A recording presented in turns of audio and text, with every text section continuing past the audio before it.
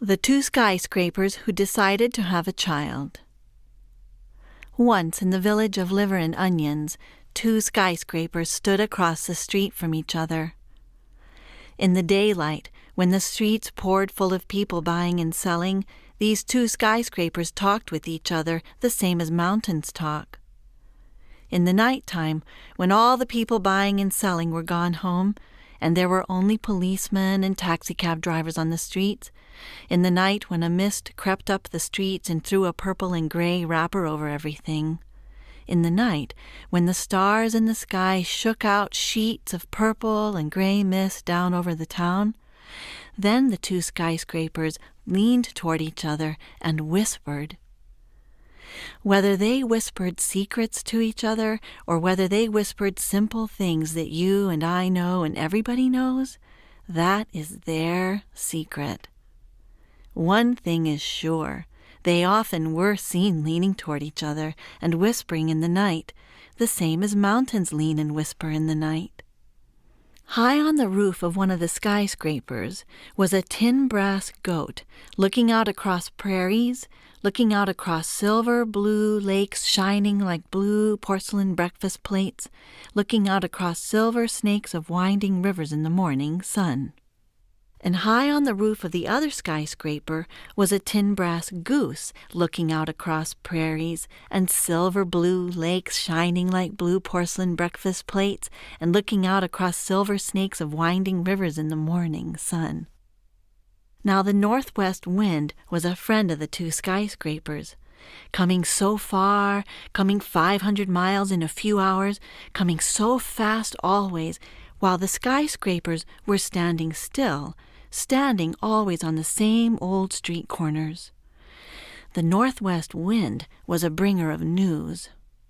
"Well, I see the city is here yet." "Yes, and are the mountains standing yet way out yonder where you come from, wind?" "Yes, the mountains are there yonder, and farther yonder is the sea, and the railroads are still going, still running across the prairie, to the mountains, to the sea." Now, there was a promise, a pledge made by the northwest wind to the two skyscrapers. Often the northwest wind shook the tin brass goat and shook the tin brass goose on top of the skyscrapers. Are you going to blow loose the tin brass goat on my roof? Are you going to blow loose the tin brass goose on my roof?" "Oh, no," the northwest wind laughed. "If ever I blow loose your tin brass goat, and if ever I blow loose your tin brass goose, it will be when I am sorry for you, because you are up against hard luck, and there is somebody's funeral." So time passed on, and the two skyscrapers stood with their feet among the policemen and the taxicabs and the people buying and selling, the customers with parcels, packages, and bundles, while away high on their roofs stood the goat and the goose, looking out across silver blue lakes like blue porcelain breakfast plates and silver snakes of winding rivers in the morning sun. So time passed on, and the northwest wind kept coming, telling the news and making promises. Time passed on, and the two skyscrapers decided to have a child.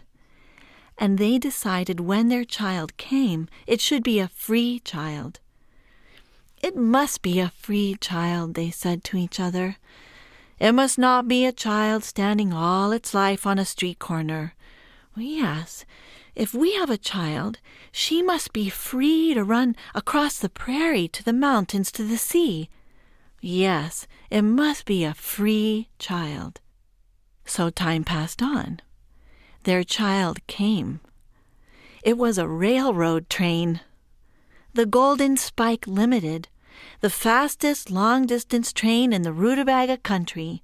It ran across the prairie, to the mountains, to the sea.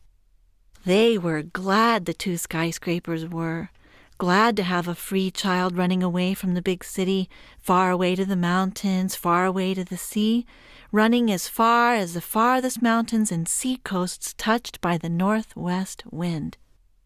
They were glad their child was useful, glad their child was carrying 1,000 people 1,000 miles a day. So when people spoke of the Golden Spike Limited, they spoke of it as a strong, lovely child. Then time passed on, and there came a day when the newsboys, the newsies, yelled as though they were crazy. Ya, ya, blah, blah, yo, yo. The yelling of the newsies came so strong the skyscrapers listened and heard the newsies yammering. All about the great train wreck, all about the Golden Spike disaster, many lives lost, many lives lost. And the northwest wind came howling a slow, sad song. If ever I blow loose your tin brass goat, if ever I blow loose your tin brass goose, it will be when I am sorry for you, because you are up against hard luck, and there is somebody's funeral. Late that afternoon, a crowd of policemen, taxicab drivers, newsies, and customers with bundles all stood around talking and wondering about two things next to each other in the middle of the street.